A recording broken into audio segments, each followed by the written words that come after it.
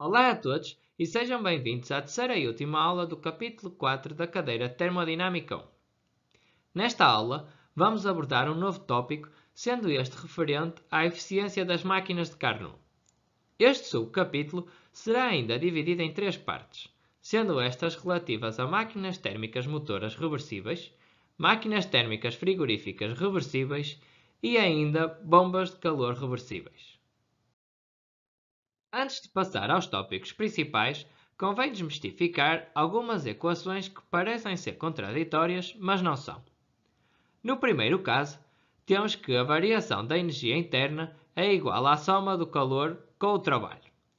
Contudo, no segundo caso abaixo, tem-se que o calor é igual à soma da variação da energia interna com o trabalho. Aparentemente, uma destas equações está incorreta do ponto de vista matemático. No entanto, deve-se realçar que no primeiro caso se está a falar do trabalho realizado pelo sistema e, por isso, o trabalho é igual a menos PDV. Já no segundo caso, está-se a falar do trabalho recebido pelo sistema. Logo, o trabalho é igual a PDV. De seguida, trabalhando as equações já dadas no primeiro e terceiro capítulos e considerando um caso de evolução isométrica, volume constante, e um caso de evolução isobárica, pressão constante, chega-se a estas duas equações através das definições de calor específico a volume constante e calor específico a pressão constante, que referem que CV dt é igual a du e Cp dt é igual a ΔH, respectivamente. Uma máquina térmica motora reversível ou máquina térmica motora de Carnot representa a máquina térmica motora perfeita, ou seja, que não apresenta irreversibilidades ou perda alguma, representando logo a máquina térmica motora com maior rendimento. Esta máquina apresenta 4 momentos de transferência de energia sob a forma de trabalho. O primeiro é a expansão devido à transferência de calor na fonte quente. O segundo é a expansão adiabática irreversível devido à existência de uma turbina, sendo o trabalho realizado pela mesma igual a du, logo CVDT. O terceiro é a compressão devido à transferência de calor na fonte fria.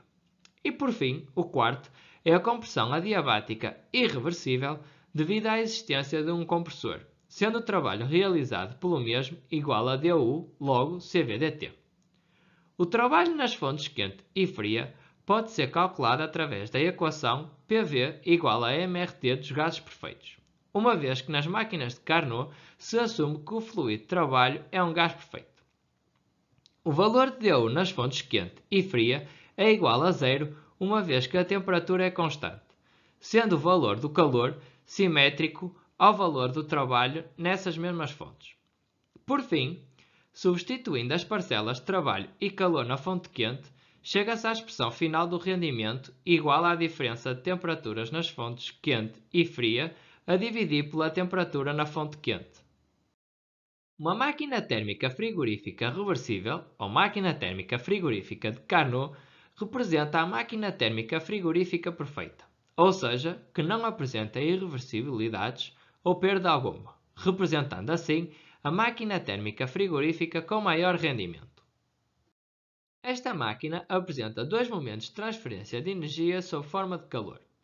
O primeiro, a transferência de calor na fonte quente, e o segundo, a transferência de calor na fonte fria.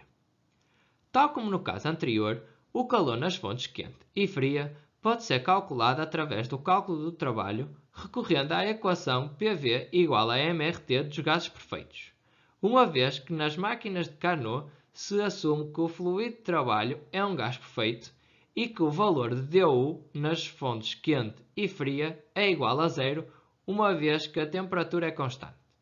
Assim, o valor do calor é simétrico ao valor de trabalho nessas mesmas fontes, tal como no caso das máquinas térmicas motoras de Carnot.